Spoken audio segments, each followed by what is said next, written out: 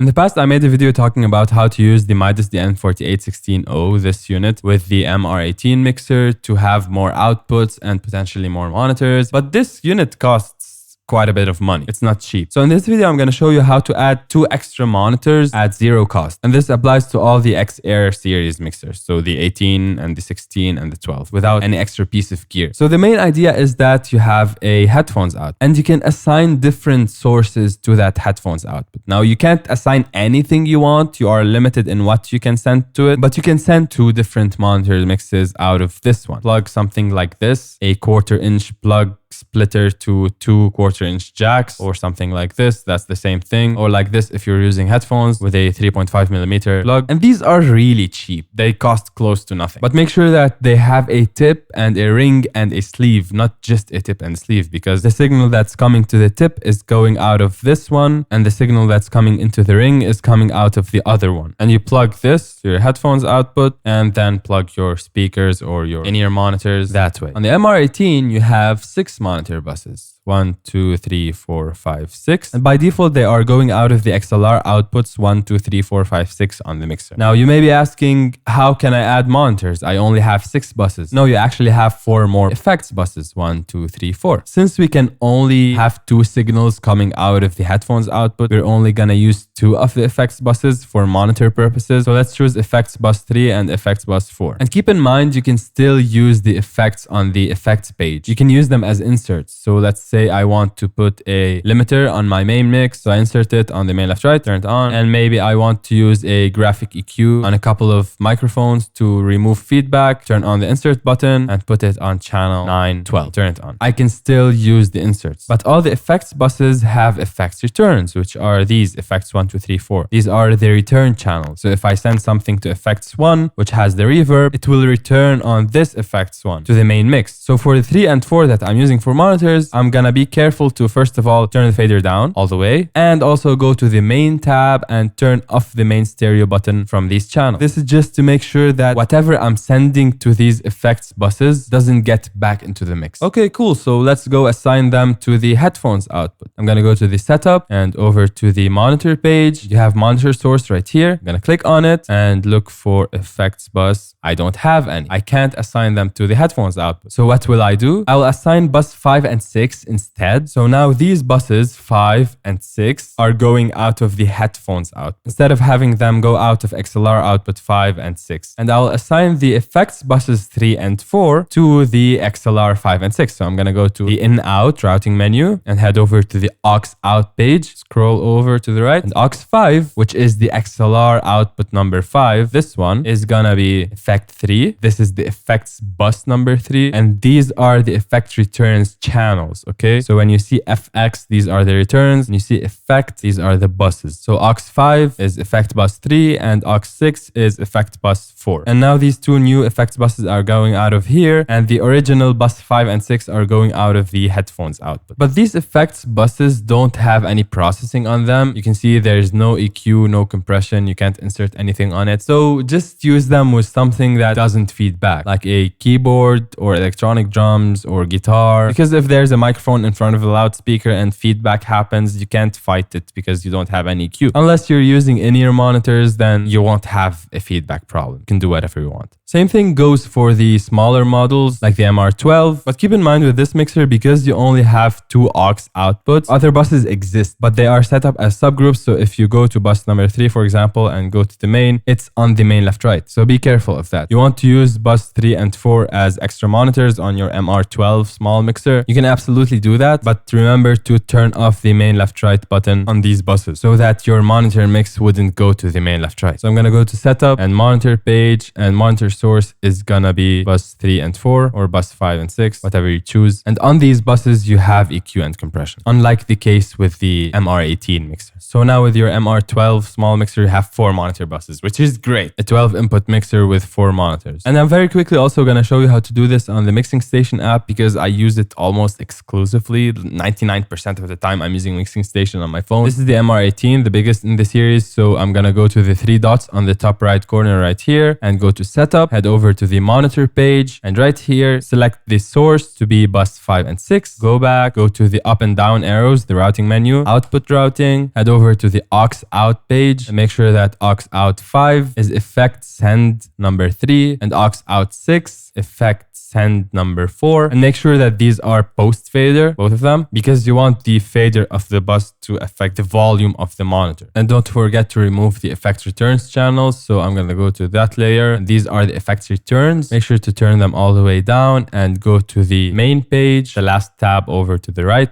and make sure you're on the correct effects returns channel number 3. Turn off the left right button, click on the arrow, go to effects number 4 and turn off the left right button. Okay, so now these new monitor mixes are not getting back into the main mix. Let's do the same thing for the smaller model, XR16. You're not going to use any of the effects buses because you only have 4 outputs on the XR16, 1, 2, 3, 4, and 2 extra from the headphones. So you're going to use bus 5 and 6. For the extra monitors, go to this layer, click on bus number 5 and make sure to turn it off from the left right, and bus number 6, turn it off from the left right. And now just go to the 3 dots on the top right corner, setup, monitor, and assign the monitor source to be bus 5 and 6. And it's the same exact process for the XR12 mixer. I hope you found this video helpful, and if you did, make sure to hit that like button and click on the video on the screen right now, and I will see you there.